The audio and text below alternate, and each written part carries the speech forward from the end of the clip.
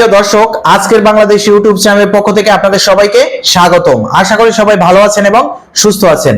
Video শুরু করার পূর্বে আমি আপনাদের কাছে একটি অনুরোধ করতে চাই, যারা যারা আমার ভিডিওটি দেখবেন দয়া করে সম্পূর্ণ ভিডিওটি দেখবেন। আর সম্পূর্ণ ভিডিওটি দেখে যদি আপনার কাছে আমার ভিডিওটি ভালো লাগে তাহলে অবশ্যই ভিডিওটিতে একটি লাইক দিয়ে চ্যানেলটা সাবস্ক্রাইব করে দিবেন। এবারে আসি মূল খবরে।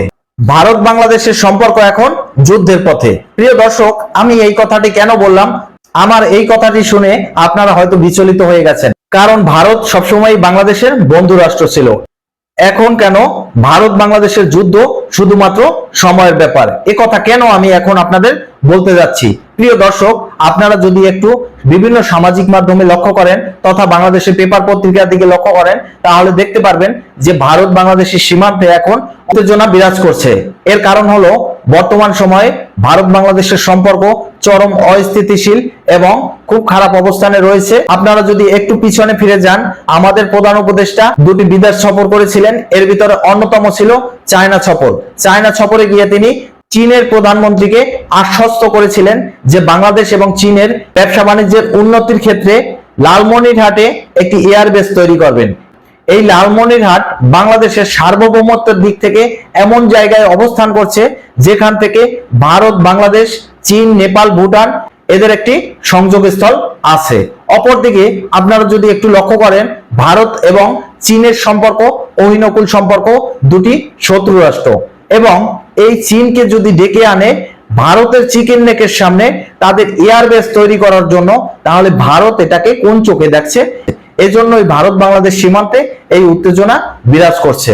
আপনারা যদি একটু লক্ষ্য করেন তাহলে দেখতে পাবেন ভারত বাংলাদেশ সীমান্তে বর্তমানে ভারতীয়রা তাদের প্রতিরক্ষা 4 গুণ আকারে বৃদ্ধি করে রেখেছে এবং ভারত বাংলাদেশ সীমান্তে যুদ্ধ বিমান মোতায়েন করেছে এবং রাশিয়ার S-400 যে অস্ত্র আছে সেটাও মোতায়েন করেছেন ভারত বাংলাদেশ সীমান্তে। তাহলে আমার বলাটা কি ভুল যে ভারত বাংলাদেশ যুদ্ধ এখন মাত্র সময়ের ব্যাপার? এটা যে কোনো সময় ঘটে যেতে পারে, যে কোনো পরিস্থিতির কারণে। অপরদিকে ভারত একের পরে এক নিষেধাজ্ঞা বাংলাদেশের উপরে দিয়ে চলেছে। ইতিমধ্যেই আপনারা জানেন ভারত থেকে বাংলাদেশের উপরে দিয়েছে ভিসা নিষেধাজ্ঞা এবং ট্রান্সশিপমেন্টের উপরে নিষেধাজ্ঞা। যখনই ভারত থেকে বাংলাদেশের উপরে এই দুটো নিষেধাজ্ঞা দিল, এর পরবর্তীতে বাংলাদেশ কি করলো? বাংলাদেশ ভারত থেকে সুতা আমদানি বন্ধ করে দিল। এই সুতা আমদানি বন্ধ করে দিল, এর কারণে ভারত থেকে আবার বলছে অল্প কিছুদিনের ভিতরে বাংলাদেশে বিদ্যুৎ সরবরাহ বন্ধ করে দেবে এবং ভারত বাংলাদেশের বর্ডার এখন দেখবেন থমথমে, সব ধরনের আমদানি রপ্তানি বন্ধ হয়ে আছে। এর জন্য আমাদের যদি এখন অন্য কোনো দেশ থেকে আমদানি বা রপ্তানি করতে হয় তাহলে সেটা অনেক ব্যয়বহুল হবে বলে মনে করছেন বিশেষজ্ঞরা। অপরদিকে বাংলাদেশের রিজার্ভ এখন তলানিতে গিয়ে পৌঁছেছে। এছাড়াও বাংলাদেশের অর্থনীতিতে ধস নেমে গেছে এবং বর্তমান সময় বাংলাদেশের সাথে কোনো দেশ কোন রকমের ব্যবসা বাণিজ্যের চুক্তি স্বাক্ষরিত করতেছে না। তারা বলতেছে যখন বাংলাদেশে কোনো নির্বাচিত সরকার আসবে, বাংলাদেশে যখন নির্বাচন হবে, সেই নির্বাচনে নির্বাচিত সরকারের সাথেই তারা নতুন করে ব্যবসা বাণিজ্যের চুক্তি করবে। এই অবস্থায় বাংলাদেশের এখন ক্রান্তিকাল। তাই প্রিয় দর্শক, এই খবরটি সর্বোচ্চ পরিমাণে শেয়ার করে দিবেন যাতে বাংলাদেশের সাধারণ মানুষ জানতে পারে কোন অবস্থার ভিতরে বাংলাদেশের ভবিষ্যৎ রচনা করছে আমাদের প্রধান উপদেষ্টা ডক্টর মোহাম্মদ ইউনূস। অপরদিকে ভারত থেকে শুধুমাত্র একটা অপেক্ষা করতেছে যে কোন রকমের একটু ভুল ত্রুটি পেলেই বাংলাদেশের উপরে তারা আক্রমণ করবে। এছাড়াও বাংলাদেশের সাবেক প্রধানমন্ত্রী জননেত্রী শেখ হাসিনা বর্তমান সময়ে তিনি ভারতে অবস্থান করছেন। তাকে ফেরানোর জন্য ভারত বাংলাদেশের উপরে বিভিন্ন রকমের চাপ প্রয়োগ করতেছে। এছাড়াও যদি খেয়াল করেন যে বর্তমান সময় বিভিন্ন ধরনের মৌলবাদী সংগঠন যারা আছে তারা ভারতের প্রধানমন্ত্রীর ছবির উপরে জুতা পিটা করতেছে। তারা বাংলাদেশের বিভিন্ন জায়গায় ব্যানার, ফেস্টুন, পোস্টার নিয়ে আন্দোলন করতেছে। ভারত হটাও, দেশ বাঁচাও, ভারতকে ছাড়া আমরা নিজের মেরুদণ্ডে সোজা হয়ে দাঁড়িয়ে থাকবো, ভারত বয়কট আন্দোলন করতেছে, যা থেকে ভারতীয়রা বাংলাদেশের উপরে টোটালি মুখ ফিরিয়ে নিয়েছে। এদিকে ভারতীয় যে সকল বাংলা গণমাধ্যম আছে তারা সবসময় বাংলাদেশকে নিয়ে ভয় ভীতিকর নিউজ প্রকাশ করে। তাদের নিউজ দেখলে বাংলাদেশের যে কোনো জনগণ সবসময় ভয়ভীতির ভিতরে থাকবে। একবার চিন্তা করুন, পৃথিবীর ভিতরে 4র্থ বৃহত্তম শক্তিশালী কান্ট্রি ভারত, সেই ভারতের সাথে যদি আমাদের মতন চুনোপুটির দেশ বাংলাদেশ তারা যদি শত্রুতা করে, তাদের যদি হুমকি দেয় এবং এরকমের একটা প্রতিবেশী দেশ যার সাথে বাংলাদেশের 32টা জেলার বর্ডার রয়েছে, এরকমের একটা দেশ তার সাথে যদি শত্রুতা করে সেই দেশের প্রধানমন্ত্রীর ছবির উপরে জুতা দিয়ে আঘাত করে, সেই দেশকে বয়কট করার জন্য যদি রাজপথে নেমে আন্দোলন করে, সেই ভারতকে নিন্দামন্দা করে বিভিন্ন প্রোপাগান্ডা রচিত করে, তাহলে তারা কি চুপ করে বসে থাকবে? কতদিন চুপ করে বসে থাকবে? এবং কেন চুপ করে বসবে? কারণ বাংলাদেশে এখন যেটা হচ্ছে এটা আসলেই তো কাম্য না। বাংলাদেশের জনগণ এখন অস্থির হয়ে গেছে। তারা না পারছে খেতে, না পারছে ঘুমাতে, না পারছে জীবনের নিরাপত্তা নিয়ে রাস্তাঘাটে বেরোতে, না পারছে তাদের ধন সম্পদের নিরাপত্তা নিয়ে কোথাও লুকিয়ে থাকতে। কেউ কোনো নিরাপত্তা পাচ্ছে না। এই দেশের নারীরাও নিরাপত্তা পাচ্ছে না তাদের মান সম্মানের। তাহলে দেশের অবস্থা কোথায়? এইগুলাই তো সংস্কার। এই সংস্কার বিশ্ব মিডিয়ার কাছে পরিচিত হয়ে গেছে, এখন বাংলাদেশের জনগণের কাছেও পরিচিত হয়ে গেছে। নির্বাচনটাকে নিয়ে যেভাবে ঘোলা পানিতে নাড়ছেন, নির্বাচনী রোড ম্যাপ ক্লিয়ার করতেছে না, এগুলো মানুষ এখন বুঝতে পেরেছে। বাংলাদেশের সমস্ত রাজনৈতিক দল বুঝতে পেরেছে। কিন্তু আমাদের প্রধান উপদেষ্টা তার নিজস্ব দুটি দল আছে, এনসিপি এবং জামাত ইসলাম, যাদের এখন পর্যন্ত বাংলাদেশে কোনো দলীয় নিবন্ধনই নাই, তাদেরকে নিয়ে নাচানাচি করছে। এই জামাত ইসলামের আমির এখন বলতেছে আওয়ামী লীগ নিষিদ্ধ করবে, আওয়ামী লীগ নির্বাচনে আসতে পারবে না। আবার কখনো বলে আওয়ামী লীগকে ক্ষমা করে দিয়েছেন। আপনি কে ক্ষমা করার? আপনি নির্বাচনে আসতে বলার কে? আর আপনি নিষিদ্ধ করার কে? আপনার নিজের দলেরই তো নিবন্ধন নাই। তো এগুলা হচ্ছে বর্তমান বাংলাদেশের প্রেক্ষাপট। বাংলাদেশের সাধারণ মানুষ এগুলো দেখতেছে আর হাসতেছে, আর এখন রাগে ক্ষোভে দুঃখে রাজপথে নেমে এসেছে এবং এই ইনুস হটাও দেশ বাঁচাও এই আন্দোলন করতেছে। অপরদিকে ভারত থেকে এই ইনুস সরকারের পতনের জন্য যেই সকল কার্যক্রম দরকার, যা যা কিছু দরকার সবকিছু করতেছে। বর্তমান সময় ভারত বাংলাদেশের সম্পর্ক এতটাই অস্থিতিশীল হয়েছে, যেটা রাশিয়া ইউক্রেন যুদ্ধের মতন হয়ে গেছে।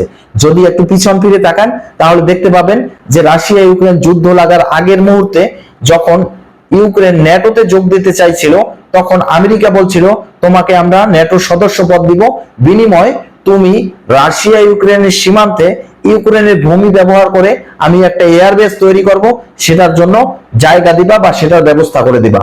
ইউক্রেনের প্রেসিডেন্ট ভ্লাদিমির জেলেনস্কি তখন বলেছিলেন ইউক্রেন একটি স্বাধীন দেশ, তার নিজস্ব সার্বভৌমত্ব আছে, এটা করার অধিকার তার আছে, অতএব আপনাকে স্বাগতম জানাই, আপনি আসেন রাশিয়া ইউক্রেন সীমান্তে আমেরিকার এয়ারবেস তৈরি করুন। এই কথার পরিপ্রেক্ষিতে রাশিয়ার প্রেসিডেন্ট ভ্লাদিমির পুতিন বলেছিলেন এটা রাশিয়ার পক্ষে হুমকিজনক এবং রাশিয়ার সার্বভৌমত্বে আঘাত আনতে পারে, অতএব এটা করলে রাশিয়া ইউক্রেনের উপরে সশস্ত্র হামলা করবে। যেই কথা সেই কাজ। ভ্লাদিমির জেলেনস্কি তিনি বললেন যে ইউক্রেন একটি স্বাধীন দেশ, সার্বভৌমত্ব আছে এই দেশের, এদেশের মানুষের মতামতের অধিকার আছে, অতএব আমাদের মত এইটা যে আমেরিকা এখানে এয়ারবেস তৈরি করবে। রাশিয়ার প্রেসিডেন্ট ভ্লাদিমির পুতিন বলল ঠিক আছে, তাইলে আমি সশস্ত্র হামলা করি। তখন থেকে শুরু হলো রাশিয়া ইউক্রেন যুদ্ধ। ন্যাটোর 30টা দেশ মিলে ইউক্রেনকে সাহায্য করলো, তারপরও ইউক্রেনের 2/3 ভূমি এখন পর্যন্ত রাশিয়া দখল করে নিয়ে গেছে, আর 6 মাসের ভিতরে হয়তো টোটাল ইউক্রেন দখল করে নিয়ে যাবে। তো এরকমটা হইতে যাচ্ছে ভারত বাংলাদেশের ভবিষ্যৎ। এখন চিন্তা করেন, ভারত যদি বাংলাদেশের মানুষের নিত্য প্রয়োজনীয় যে সকল জিনিসপত্রগুলো আছে, আলু আছে, আটা আছে, পেঁয়াজ আছে, রসুন আছে, মশলা আছে, সার আছে, চিনি আছে, কাগজ আছে, এই সবকিছু যদি বন্ধ করে দেয়, তাহলে বাংলাদেশের এই সকল যে নিত্য প্রয়োজনীয় জিনিসগুলোর দাম কি হারে বৃদ্ধি পাবে এবং সাধারণ জনগণের জীবনযাত্রার মান কি হবে। অপরদিকে আমরা অন্য কোনো দেশ থেকে যে এই সকল নিত্য প্রয়োজনীয় জিনিস আমদানি করে বাংলাদেশে নিয়ে আসব, সেই পরিমাণ রিজার্ভও এখন বাংলাদেশে নাই।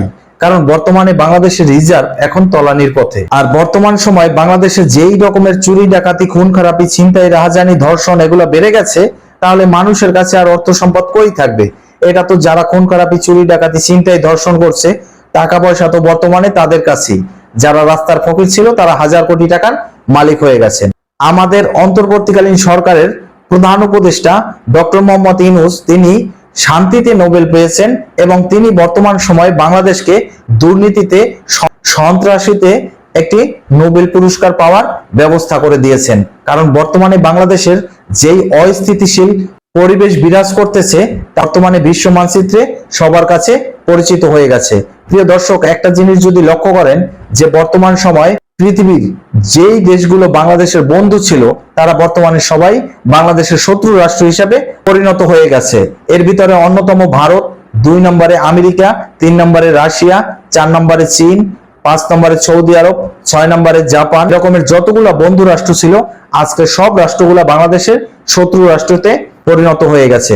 অপরদিকে বাংলাদেশের যেই শত্রু রাষ্ট্র ছিল পাকিস্তান, সেটা বর্তমান সময়ে নাকি বাংলাদেশের বন্ধু রাষ্ট্রতে পরিণত হবে এবং সেরকমের আশ্বাস দিচ্ছেন আমাদের অন্তর্বর্তীকালীন সরকারের উপদেষ্টা তথা অন্তর্বর্তীকালীন সরকারের প্রধান ডক্টর মোহাম্মদ ইউনূস। তাহলে আসুন দর্শক আমরা দেখে আসি যে পাকিস্তান বাংলাদেশের কি কি উপকার করতে পারবে। বর্তমান সময় পাকিস্তানের মানুষই না খেয়ে মারা যায়। পাকিস্তান বর্তমানে একটি দেউলিয়া দেশ, তারা আবার বাংলাদেশের কি উপকার করবে? কোন জীবনে পাকিস্তান বাংলাদেশের উপকার করেছে? বরং বাংলাদেশের মানুষের ভাগ্য নিয়ে পাকিস্তান খেলা করেছে, বাংলাদেশের মা বোনদের মান সম্মান নিয়ে পাকিস্তান খেলা করেছে। এখন এই পাকিস্তান নাকি বাংলাদেশের উপকার করবে এবং পাকিস্তান নাকি বাংলাদেশের বন্ধু রাষ্ট্র হিসাবে পাশে থাকবে, এরকমটা বলছেন আমাদের অন্তর্বর্তীকালীন সরকার তথা অন্তর্বর্তীকালীন সরকারের যেই সমস্ত উপদেষ্টা আছে তারা, এবং এদেরকে সমর্থন করছেন জামাত ইসলাম এবং অন্য কিছু চোর ডাকাত ধর্ষক এরা। এখন জামাত ইসলাম 1971 সালেও পাকিস্তানিদের পক্ষে ছিল, বাংলাদেশের মুক্তিযোদ্ধা তথা স্বাধীনতার বিপক্ষের শক্তি ছিল। 1971 সালে পাকিস্তানি হানাদার বাহিনীদের হাতে তুলে দিয়েছিল এই দেশে সুন্দরী মা বোনদের, কারণ পাকিস্তানি হানাদার বাহিনীরা জানতো না যে কোন ঘরে সুন্দর মেয়ে আছে, কোন ঘরে সুন্দর স্ত্রী আছে, এগুলা এই বাংলাদেশি এই রাজাকাররাই জানতো এবং এই রাজাকাররাই বিভিন্ন বাড়ি বাড়ি থেকে মা বোনদের তুলে নিয়ে গিয়ে এই পাকিস্তানি হানাদার বাহিনীর কাছে তুলে দিয়ে আসতো। এইভাবে নির্যাতিত হয়েছে আমাদের দেশের মা বোনরা এবং পাকিস্তানি হানাদার বাহিনীরা এইভাবে বাংলাদেশের জনগণকে খুন খারাপি নির্যাতন করেছে। তাদের সপক্ষে ছিল যেই শক্তি, সেই রাজাকারী শক্তি আজকের বাংলাদেশে উত্থান পেয়েছে এবং বর্তমান বাংলাদেশটাকে অস্থিতিশীল করে তুলেছে। বর্তমান বাংলাদেশের যেই সকল বন্ধু রাষ্ট্র ছিল তাদেরকে শত্রুতে পরিণত করেছে এই সকল রাজাকাররা, এবং এই মৌলবাদী উত্থানের ফলে বাংলাদেশ এখন বিশ্ব মানচিত্রের কাছে একটি দুর্নীতিপরায়ণ, একটি ধর্ষক রাষ্ট্র এবং একটি চুরি ডাকাতি খুন খারাপির রাষ্ট্র হিসাবে পরিচিত হয়ে গেছে। ওই যে কথাটা বললাম, আমাদের প্রধান উপদেষ্টা শান্তিতে নোবেল পেয়েছে, বাংলাদেশ পাবে দুর্নীতিতে নোবেল, কারণ বাংলাদেশ যে একটি চোরের দেশ, চুরি বিদ্যায় বাংলাদেশিরা পারদর্শী, চুরি বিদ্যা তাদের রক্তে আছে, এটা বর্তমান সময়ে বাংলাদেশ সবার কাছে তাদের মুখোশ উন্মোচন করে দিয়েছে। তো প্রিয় দর্শক, দেখতে থাকুন ভারত বাংলাদেশের সম্পর্কের কি অবস্থা হয় এবং যা কিছু হয় সবকিছু নিয়ে আমি আজকের বাংলাদেশ থাকবো আপনাদের সাথে। এবং আজকের এই পর্যন্তই, পরবর্তীতে নতুন কোনো ভিডিও নিয়ে আসবো। সেই পর্যন্ত ভালো থাকুন, সুস্থ থাকুন, আল্লাহ হাফেজ।